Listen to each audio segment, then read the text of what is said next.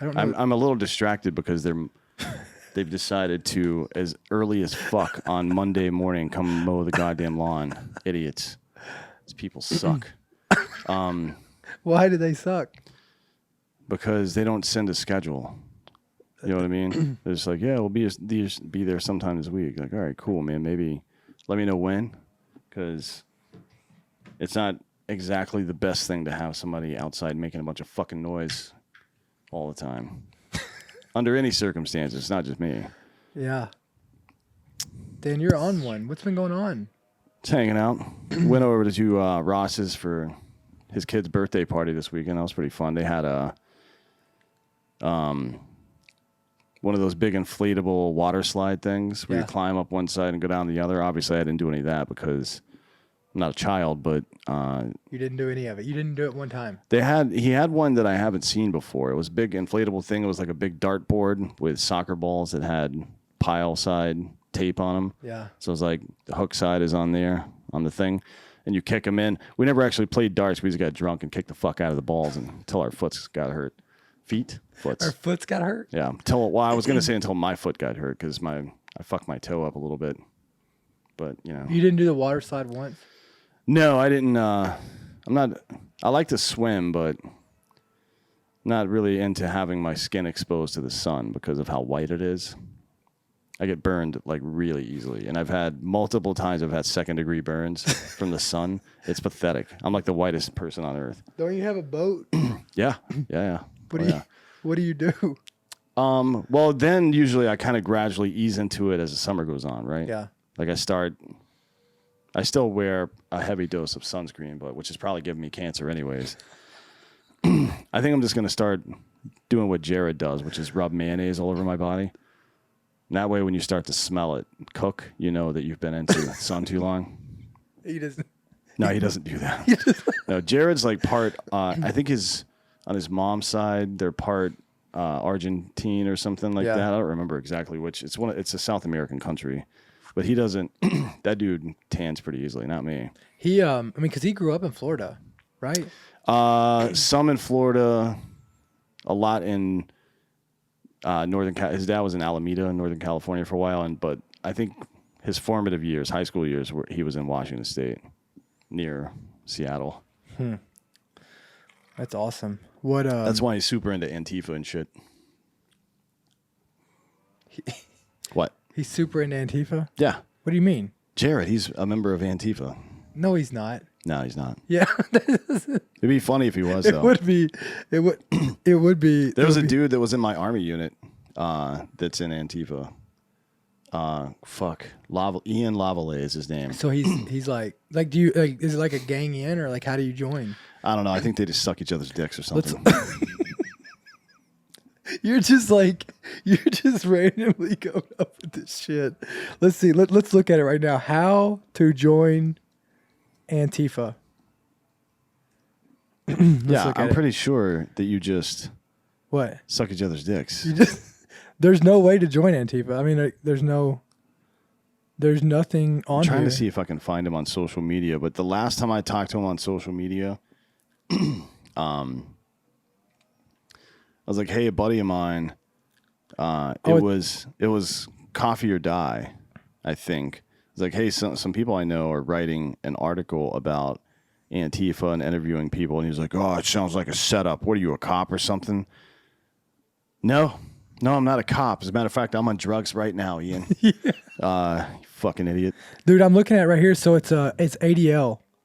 ADL.org is their place, and they have like you can take action, so you can connect with your local ADL office. They have offices everywhere. So let's go. We should go down there and check one out. No, I thought the ADL was like an anti-Nazi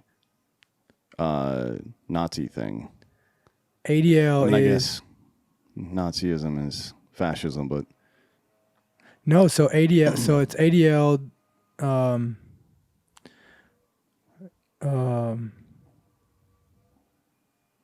Dude, this is crazy. Our mission to stop defamation of the Jewish people and secure justice and fair treatment to all. Yeah, it's like that's what it is. So this ain't the same thing as Antifa? Yeah, pretty much. No. ADL is like the, I mean, they do a lot of stupid shit, but they're not like Antifa. They're more like the ACLU, I think, but farther left than the ACLU. Huh. I haven't heard much on Antifa lately. No. They're running out of people to give a fuck. I guess everybody's leaving Washington. Yeah. That state is completely crumbling. Oh, like completely crumbling. What question for you? We haven't talked about this, so I want to get your input. What did you think about Chris Rock and Will Smith thing? Chris Rock is a funny comedian. I'm not a huge fan of his style, but it's like he's a very professional comedian. Like you could tell, forget about all the movies and shit, but just his stand-up, how structured everything is, that is the sign of a very professional comedian. Segura's like exceptional at that shit. Yeah. Steve Byrne. There's a bunch of dudes out there. Giorgio, like all of them. Well, Giorgio's kind of a youngling in that world, but yeah, there's quite a few of those guys that they could do. They've been doing like stand up pretty steady for 25, 30 years. They're really good. Wanda Sykes. Yeah, she actually is pretty good. Yeah. But Will Smith is just, I don't feel bad for him or anything because he did this all to himself, but you could tell he's completely fucked mentally. Like he's been cucked so hard by his wife. I think Jada Pinkett is the real asshole here. Everybody's talking about Will and all this stuff, but Jada Pinkett is the real piece of shit in this whole scenario. Because Will was laughing at the joke. He thought it was funny.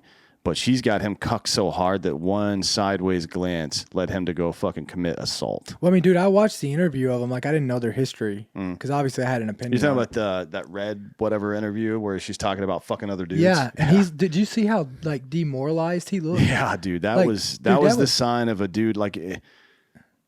he may as well have been getting a vasectomy during that thing. Well, I mean, that was a sign of like a dude who was just emotionally drained.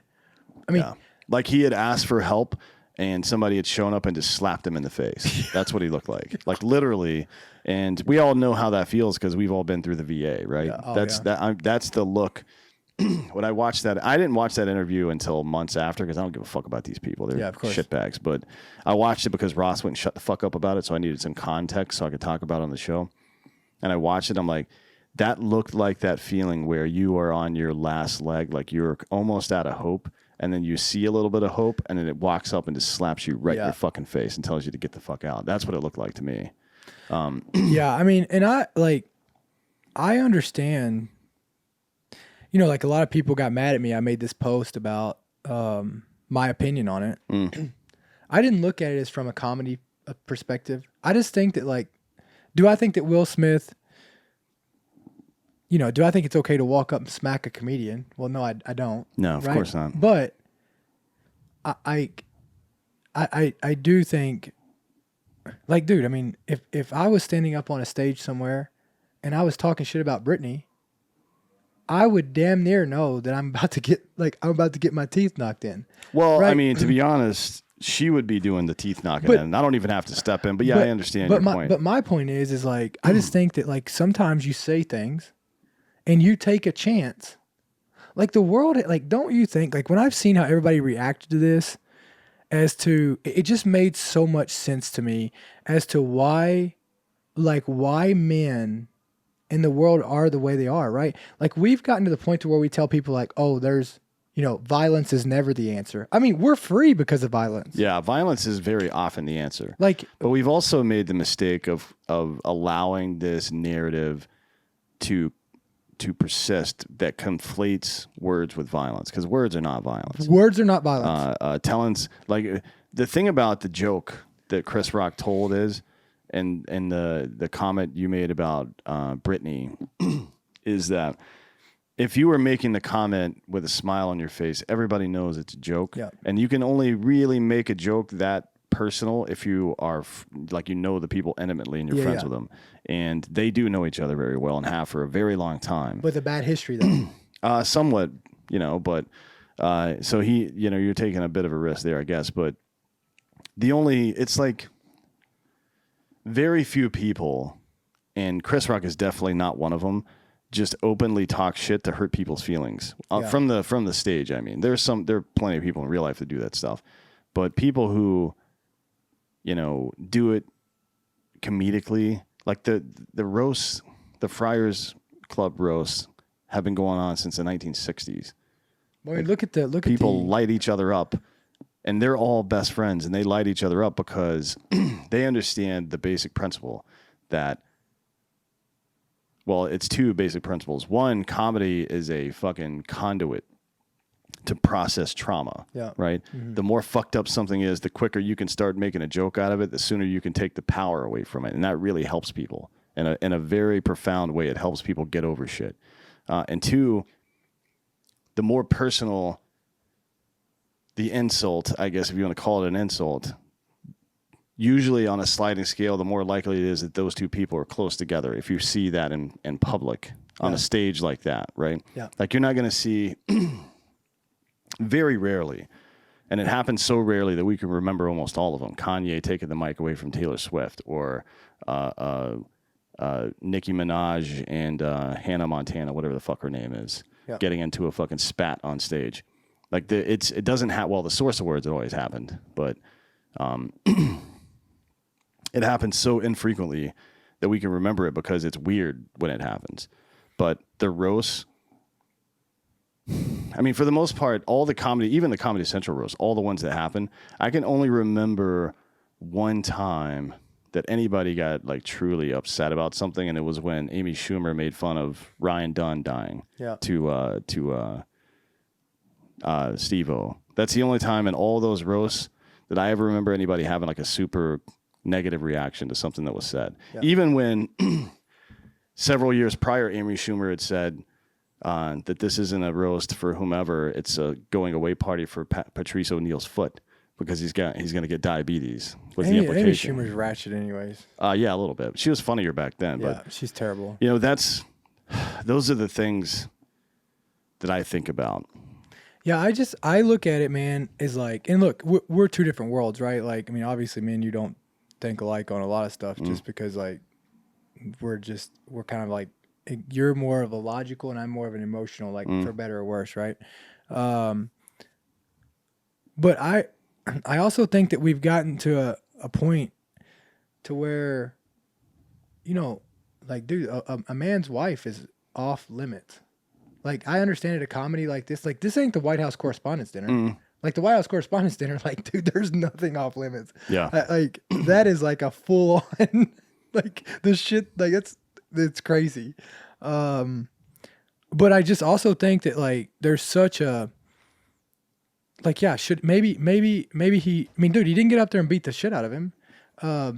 But just as much of it, it's like, dude, at some point, you take a risk when you talk about a person who's important to another man, right? And you never know what mindset he was in right there. You never know, you know what I mean? Like, well, I think we do know what mindset Will Smith's in. Well, like, he's in a constant state of emotional fight or flight because the person that he cares about most in the world just treats him like absolute garbage all the time. Yeah, I've been there. Yeah, you know what I mean? Like, that's you can sympathize with the with how he emotional feels. state there, right? Because it's like damned if he does, damned if he doesn't. Like, if he walks away and doesn't smack him or stand up for him, she'll use that as leverage so much further as to, well, this is why I did this. This is why I went and cheated on you. This is why, because you know what? You never stand up for me. You let them just embarrass me on stage. I mean, like, no matter what he did right there, he was wrong.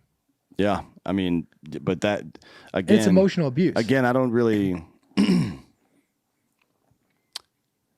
feel that sorry for him because he put himself in that situation. I mean, he's not bucking up on the consequences. No, if you remember the interview, he was, I mean, it's been an open secret in Hollywood for a very long time that they were fucking other people, and there's also the rumor that he's into dudes or bisexual and wants to hide that. I don't know why anybody would give a shit now. Yeah. I don't think that would affect his career at this point. Not at all. I certainly I'm more likely to not watch his movies because of his childish behavior than I am if he was sucking some dude's dick. Frankly, I don't give a shit about that. Like, there's a new I Am Legend coming out. Yep. With him and Michael B. Jordan. Mm-hmm. I was really excited for that. I don't even know if it's going to come out now. Like, I don't know what they're going to do with that. Do you think they're really going to go this far? I mean, do you think they're really going to take it that far to cancel him on all this shit? I don't know. It's weird seeing the backlash from I mean, who cares? From comedians. I hear a lot of comedians saying that somebody of his stature doing something like that makes it open season on comedians talking shit. Maybe. I mean, they could be right about that. I don't know. But either way.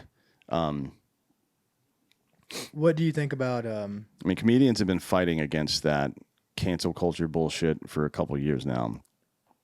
I don't think it's a very good look for them to try to get Will knocked out of here, to be honest. But, you know, and a little bit of patience and understanding goes a long way. He's been... I mean, they're always talking about healing, and they're always talking about empathizing for these things. I mean, it is kind of crazy. I mean, you've seen him turn on Joe Rogan, right? I mean, like, it is kind of crazy. But what they don't understand is the secondary and tertiary effects of this is if they cancel him, well, it's open season down the road. Yeah, I mean, you know, it's... When are we going to talk about Sean Penn tying Madonna to a chair and whipping her with a fucking extension cord? When are we going to talk about Russell Crowe fucking throwing shit at people and choking people and shit? Like, people still watch their movies. Yeah. I don't know why. They didn't get canceled. No. Well, Russell Crowe had to take a little time out, but Sean Penn has never faced any real repercussions, so far as I can tell, for any of the stupid shit he's done. And maybe there is. I mean, people have suggested there might be some racial element to it, but I don't think so, man. No. I mean, I don't. Does anybody think of? No. Does anybody think of Will Smith and Chris Rock as like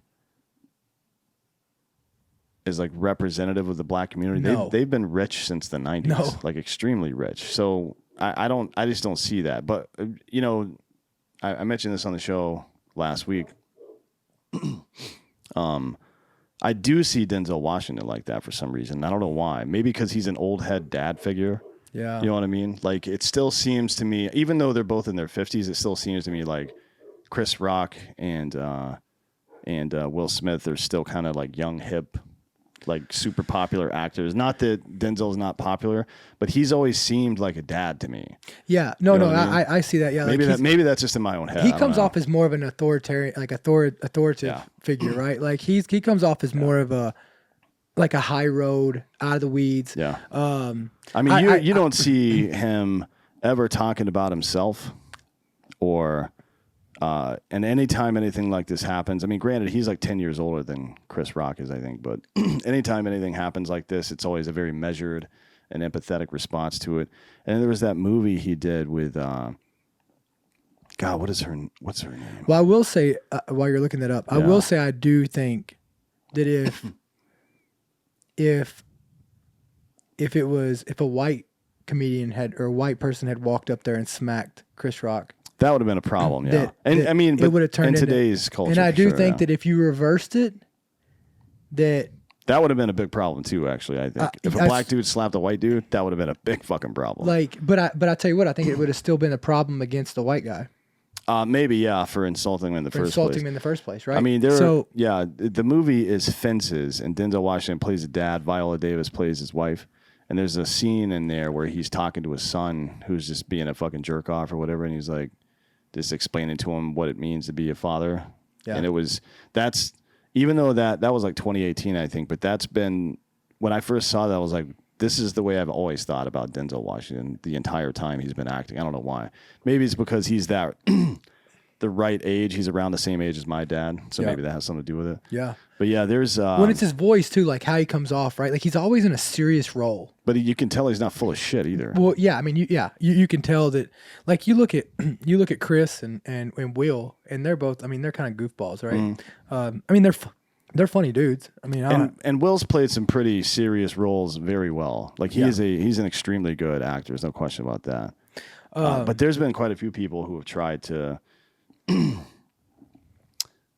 say that all this was caused by like white rage and white supremacy and blah, blah, blah. Like, so one black dude slaps another black dude. Yeah. And somehow white people are involved. Like, why don't you calm down, bud?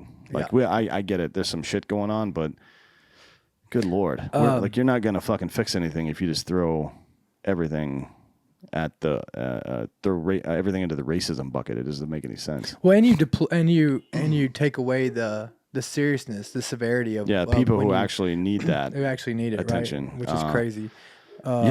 It's weird, but to be honest, again, I want to say that I think that Jada Pinkett is the real villain in all this. Like, she is a terrible, terrible person. I agree. Not you. Like, you, if you want to live some fucking swinger life, do whatever you want. I don't give a shit what you do. But if she can't fucking tell how miserable she's made this man, and then clearly pressure him into doing something very stupid in front of the entire world like that, she is a fucking piece of shit. Well, you can tell. Like, you could just tell. I better be careful. Will's gonna come in here and slap me. Well, he might get fucking some. Dude, he might get a little heat, hadn't he? Yeah, a little 135 greens pumped into him. Little heat.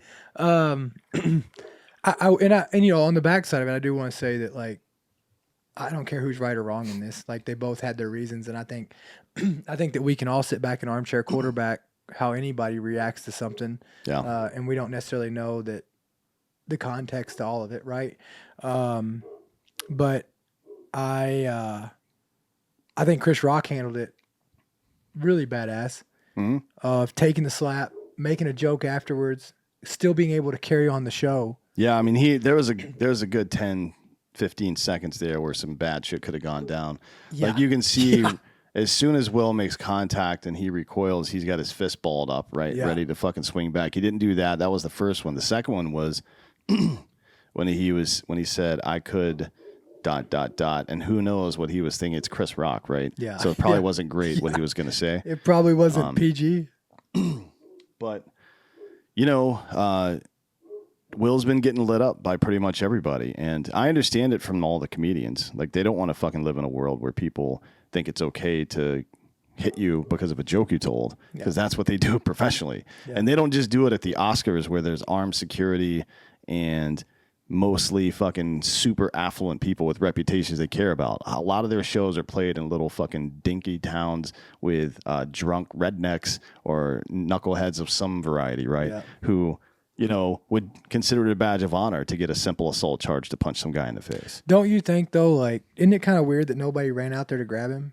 Yeah. Don't you think, like, that's the other aspect that's kind of like, you got security there, but it didn't look like they were doing much good, did it?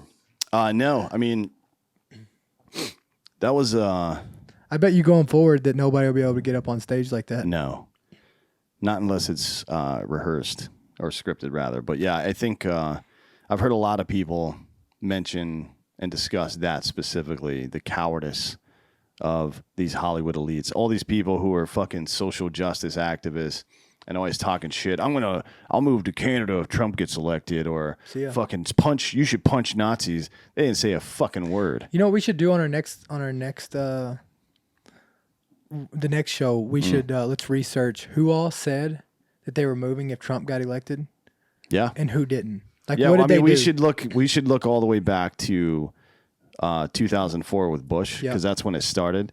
And then both Obama elections, the Trump election and the Biden election, and all those people who said they were going to move to Canada. Let's just do a show just completely on that. We'll just pay for them to move to Canada. Yeah. Like, instead of sending $500 more million to Zelensky to pretend at war like he's doing, because he went out to visit Bucha now. But that's the first time and during this entire fucking thing that you've seen him outdoors, and not in front of a green screen. And they came out and, like, I want to get into that piece after we do these ads real quick.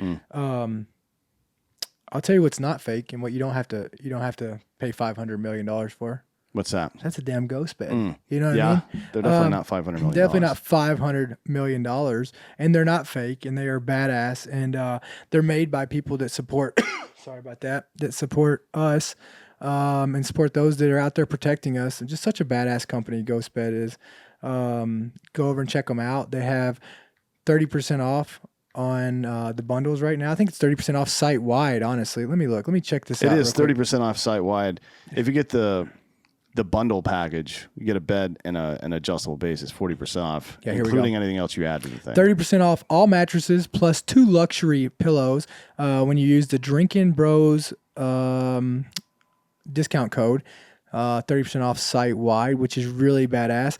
I just ordered the Ghost 3D Matrix, which is just an incredible bed. I can't wait to get it. Has cooling technology. They also have the adjustable base. They have a 20-year warranty. They have 101 nights. No questions asked. You can send it back. They have the other aspect that's pretty badass is the mattress topper, right? You got the mattress topper? Yeah, I do. You talk about it a lot. Well, I've got the protector. I don't have the topper. Oh, you don't have the topper? No. But that's a good one if you're not in the market for a mattress, but you might be soon, and you want to try out one of the Ghost Bed products. I would recommend the topper and some pillows just to see how good the quality of the products are. And they have so basically you go over there, like they've got a solution for any aspect of what you're in the market for. You can go over there and check it out. They've got the badass mattress protector for whenever, like I use the mattress protector for whenever I am like sometimes I'll drink milk whenever I'm like puzzling in my bed, and then in case I spill my milk, and I don't like that. Protects my mattress. Dan also uses the same thing, but you can go over and check them out. ghostbed.com/drinkingbros. They also have financing. I think we looked at it one day and it was like, you can do it 60 months, depending on your credit score. It'll depend a little bit, but like, I mean, you could get a king size bed for 60 months. It was like what, $30 a month or something. Somewhere. Well, it depends on $30 to $50 a month. No, it's lower. It's like 25 to 35, I think is what it is. So it depends on the stuff you add. Depends on the stuff you add and all that. So go over and check it out. Ghostbed.com/drinkingbros. Again, that's ghostbed.com/drinkingbros. Yeah. Next up, we've got Babbel. Ooh, Babbel. For most of us, learning a second language in high school or college wasn't exactly a high point in our academic careers. It was a complete waste of time, actually. Like, I get the point. Yeah. But the way they deliver the programming is horrible. Like, it's just not great. So now, thanks to Babbel, the language learning app that sold more than 10 million subscriptions, there's an addictively fun and easy way to learn a new language, whether you'll be traveling abroad, which is happening more and more, especially if you're here in Texas, you're looking for a weekend getaway. You can just fly down to Puerto Rico, Costa Rica, Mexico, pretty goddamn cheap right now. Even with rising gas prices, the tickets are still pretty cheap. So Babbel teaches bite-sized language lessons that you'll actually use in the real world. And because we're in Texas, and because we like to travel to the Caribbean, Spanish is the one that we've been working on. 15-minute lessons make it the perfect way to learn a new language on the go. Other language apps use AI for their lesson plans. Babbel lessons were created by over 100 language experts. Their teaching method has been scientifically proven to be effective. With Babbel, you can choose from 14 different languages, including Spanish, French, Italian, and German. They also have speech recognition technology that helps you improve your pronunciation and accent so you don't sound like an asshole when you go to these other places. There's so many other ways to learn with Babbel in addition to lessons. You can access podcasts, games, video stories, and even live classes. Comes with a 20-day money-back guarantee. Right now, save up to 60% off your subscription when you go to babbel.com/American. That's babbel.com/American. BABBEL.com/American for up to 60% off your subscription. Yeah, one thing that's really cool about Babbel is that they like you mentioned at the end, but they also have like live classes that you can get into. They're for accelerated learning. They also have, and they offer hundreds of classes each week. So you can find a lesson or a topic, like they're different topics based, that you can go in and work on your language with. Yeah, it's definitely the best for sure. The best I've seen. Now, speaking of Spanish, Mexico has been having a big problem.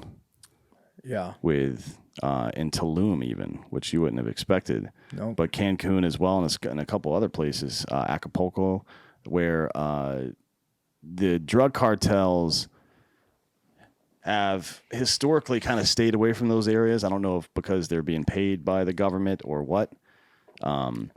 To do so, but Mexico relies on tourism, as a lot of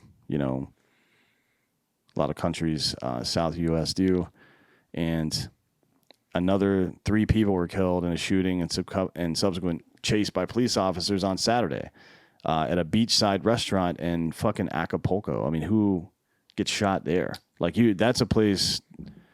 Everybody knows that Mexico can be dangerous, but parts of it, like North Central, people expect that cartel shit to be going on there. They don't expect people to be cruising up on jet skis and unloading into the crowd and then fucking jet skiing away and shit like that. I mean, that happened like a month ago. Yeah, my buddy sent me. He was down there. He sent me a video of it. Of which one? Of them coming up on jet skis. Yeah. So again, and I've been saying this a lot, and for better or worse, it is what it is. I don't think it has anything to do with anything other than America looks weak, right? So like, I think that they used to leave Americans alone because they knew that they didn't want agents up their ass, and if they killed an American, that's going to be a big issue, right? But I think that they look at this administration, they look at how, the 3-letter agencies have just become so politicized, and instead of, doing their job, they become so bureaucratic instead of handling things, that now that they just feel like they have free reins on America. And I've said this, I've literally said this on anytime I've been interviewed about what I think about what's going on in the world. When America is strong, the world hates us. Mm-hmm. When America is weak, the world suffers, and Americans are going to suffer. Like people don't understand that the reason that we have been able to go to all these countries, that Americans aren't getting killed in Mexico, that Americans are kind of off limit. It's not because well, they don't want to bother us. It's because they know that the wrath that comes behind you fuck with one of our people will be up your ass with a microscope. Yeah, it doesn't make a lot of sense for us to. I mean, it's not even just because of our position in the world or anything like that. It's not even being a country even. Anytime in the animal kingdom where when the haves, if you want to call them that, or people who are just trying to live their lives project weakness, then somebody's going to come test that weakness. That's just for sure. This is how it works. Whether it's the beachmaster manatee slinking off into the water, and then all the sneaky fuckers, as they're called, show up and try to get the female manatees pregnant. You know what I mean? It's the same concept. If a mother bird leaves the nest unattended, somebody will come try to steal those eggs. Dude, that's how it works. It's from the very bottom of biology all the way up to the top. It's not just a human problem, right? No. But it is a very simple problem, and it's one that's solved very easily by projecting measured strength. It works pretty much all the time. It's just like, again, I revert it back to, like, if people think that you won't say anything to them, like over your girlfriend, if they start talking to them, if you look like a weak man, dude, guys are going to try to hit on your girl all the time. You're that person to steal on. Right? Yeah. Like, and the same thing with, like, people have these freedoms to be able to go and enjoy these other countries and go in these places where a lot of people can't, and with this luxury of not having to worry about getting killed or worry about getting robbed or getting messed with like everybody else does. But they only get that because there are people here who are, like, America represents strength. Right. And when that goes away, like I just think that Americans as a whole they've had it so good. They're kind of like America is kind of like trust fund babies. Mm-hmm.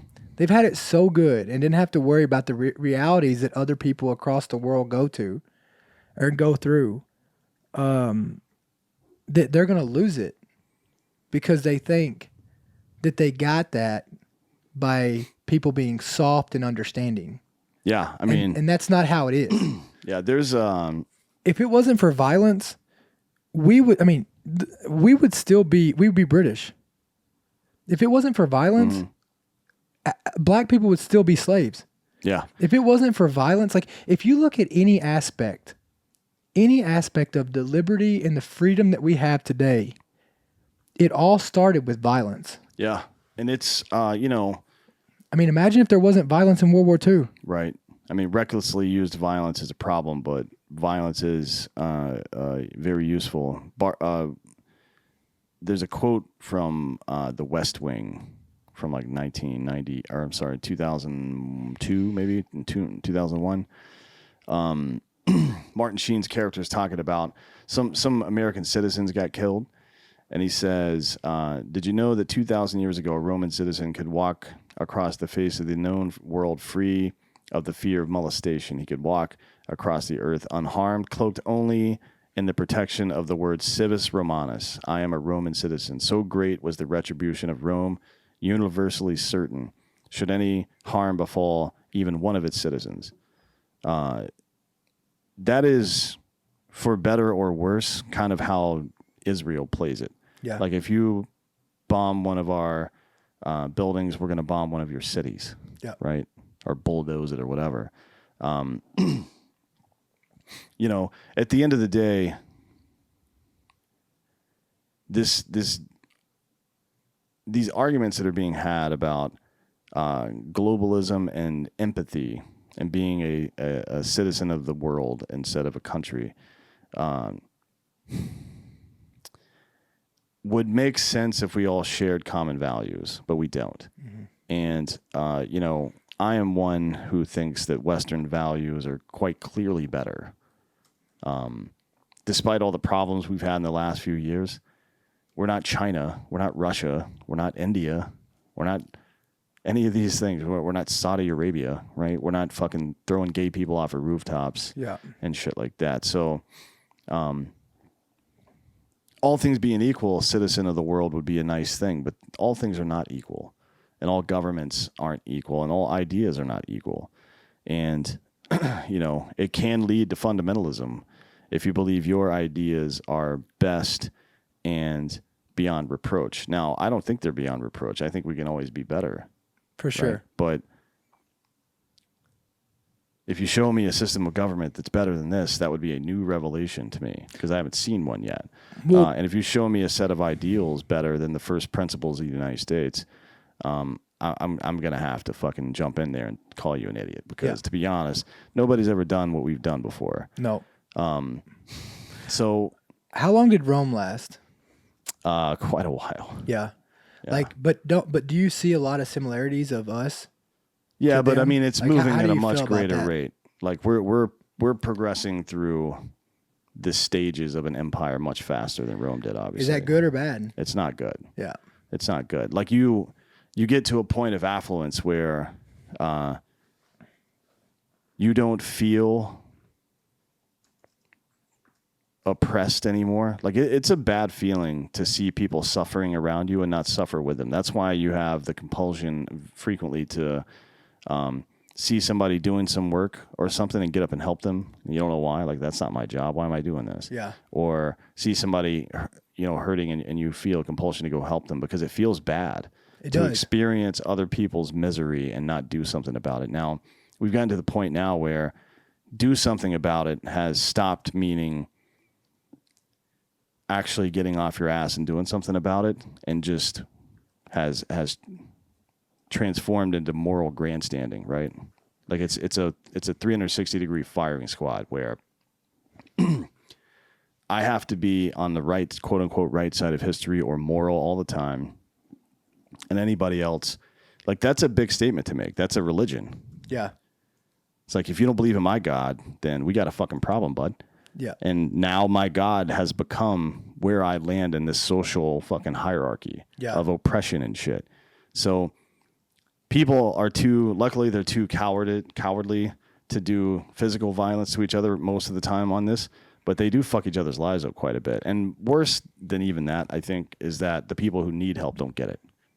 Yeah. I mean, because all these people who are social grandstanding are taking away from the impact of it's like the boy that cried wolf, right? They take away from this impact of people who really need help and people who really are struggling, and they're taking advantage of the system. So what happens is all these people who truly need it and who truly are like, it's kind of like welfare, right? Like, there's a huge place for that. There's a huge place for people who need help, but you got all these people who are using it as they're abusing it. and they just turn around and take away from the people who truly need it, and it's just not good.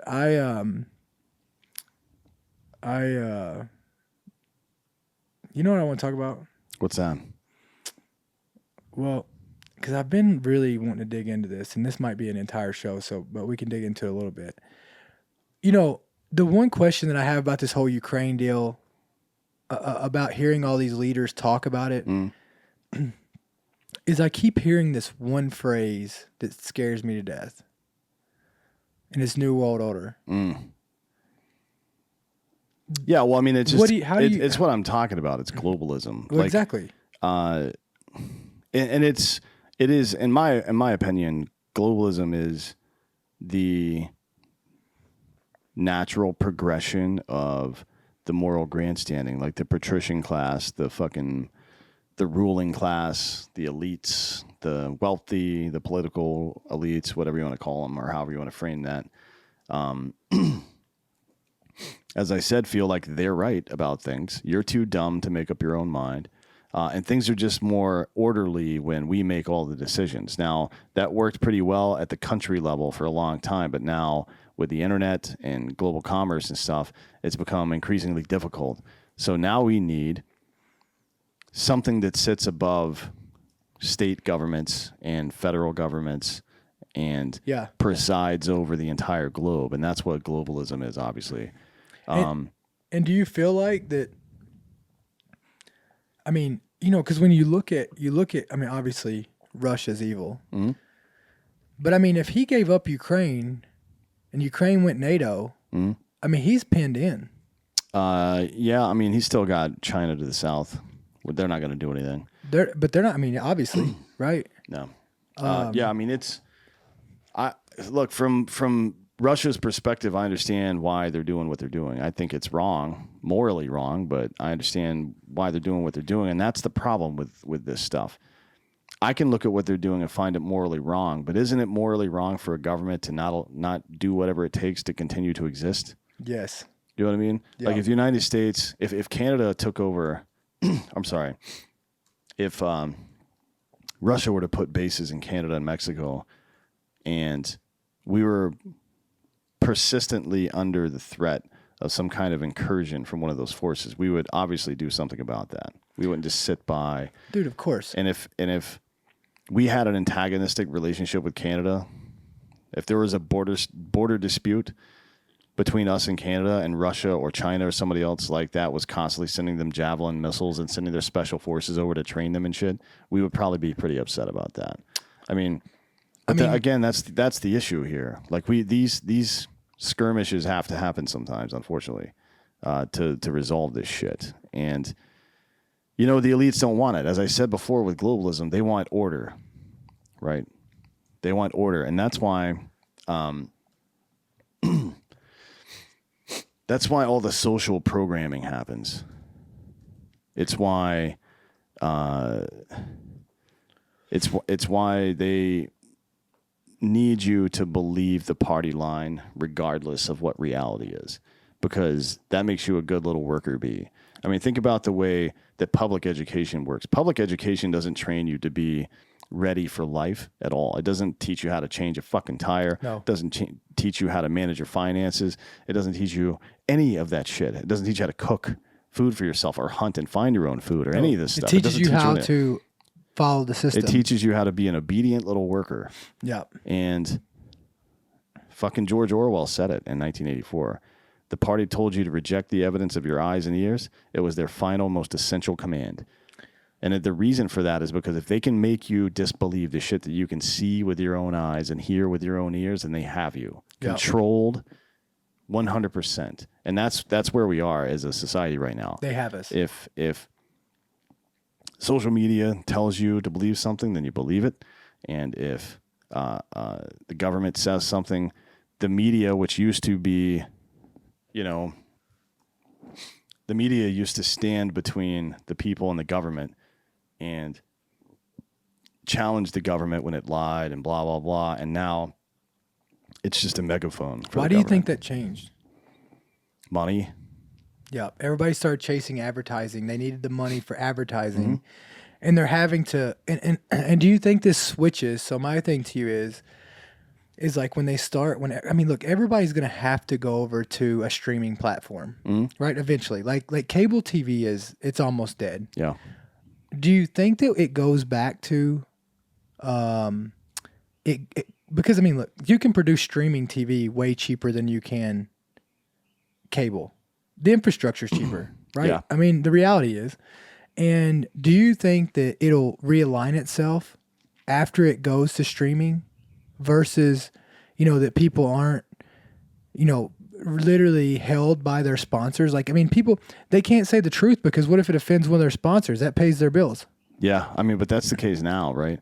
If you're in a streaming platform, unless you're subscription only and don't do advertising. If you do advertising, you're always going to be kind of at the, I don't know. I mean, there's always going to be like you can't just go full on crazy. And that's why we always, like, if any of our advertisers ever complain about the content, we break with them immediately. Yeah. Even like we do it, we don't tell them to go fuck themselves or anything. We do it politely. But if we run, if we do a show of some sort and blah, blah, blah, and somebody's like, hey, we didn't really like what you said there. I'm like, all right, cool. Well, here, you keep your money. That ad was on us. That's for free. We're going to move on from you guys because we're not doing that shit. We're not doing that. And that's the only way that we can do this, to be honest, because I don't really give a shit about the money from any of this stuff. I mean, it's nice. I like the challenge of being an introvert and doing this stuff all the time, building businesses, figuring things out, researching, talking to people. That's what I like. And I would be doing this even if, the money wasn't great. So, but it is always a problem when you introduce profit motive into something. I mean, look at the American university system, right? Yeah, that's where we went fucked. Like we're fucked in a way that it's just not going to be solved by canceling student loan debt and stuff like that. That's just a pipe dream. It is that won't do anything, because if you saw that interview with the BlackRock CEO last week, he said that these kids these days are all entitled. They're never going to own homes and blah, blah, blah. It's like, dude, that's kind of on you, because one, you guys were instrumental, along with the federal government, by the way, in this fucking housing crisis that crippled the global economy. No shit. And now afterwards, you've been buying the dip on that for 10 years. You've been buying up every fucking property you can. They manage $11 trillion in assets. Trillion with a T, right? That's 3 times the fucking U.S. GDP. That's how much BlackRock manages. And a great deal of that is in real estate. And they want you renting, so you'll never own anything, right? Like if you own your home, they can get you through property taxes, right? Or they can find a crime and charge you with something, but they have to go through the state to do that. Yeah. You know what I mean? Yeah. If they own the property that you're sitting on and you're only renting it from them, not only are you only renting your property now, you're also renting your own income, because a portion of that has to go back to these student loans and to the state. And now with social media being in collusion with the federal government and the WEF and these globalist assholes, now you're renting the space where you can share ideas with other people. Now we're in fucking trouble, right? Yeah. That's thought police. That's like this is the end. This is how it ends. So yeah, I don't know where we're going from here with all this globalist nonsense. And I don't think a lot of people did wake up during this Ukraine bullshit because they kept being told things that were demonstrably untrue. Mm-hmm. Like the fucking Snake Island bullshit or the ghost of Kiev or whatever the fuck else. Or even that Zelensky was out there fighting, right? Yeah, I mean, they came out and look, I would think it would be kind of dumb for you to be exposing your president in these moments, right? Nobody would have questioned his integrity if he had just been leading from a secure bunker somewhere, because that's kind of how you do that. That's what you should do. Yeah, like you shouldn't have the president of the goddamn country out there in a gunfight. That's stupid. No, probably stupid. But I mean, like, they just came out with it like probably a week ago, maybe 3 or 4 days ago, of his bunker that he was only leaving once every 4 days. Yeah. I mean, his family's been in hiding. Who knows where they're at? I bet they're in America. They're probably in Warsaw, actually. I think they're in Poland. You If I think? had to guess, yeah. I don't think they would bring them all the way here. You don't? That would be a kind of a political situation. Yeah. Poland, though, is okay. But I mean, I don't know, man. I don't know what to believe. I mean, but I mean, does it really matter if he was on the streets fighting with a gun or not? Like, it really doesn't at the end of the day. I just think that, No, it doesn't matter. So why are they lying about it? I don't know. That makes me even more angry when somebody lies about shit that they don't fucking need to. Yeah. That means, like, if you're lying about some stuff you need to, I don't agree with that necessarily, but I understand it from that perspective. But if you're lying about some shit and I can't figure out why you're lying about it, you're either a fucking just serial lying sociopath or you're doing something have an else. agenda. There's something else going on that we don't understand.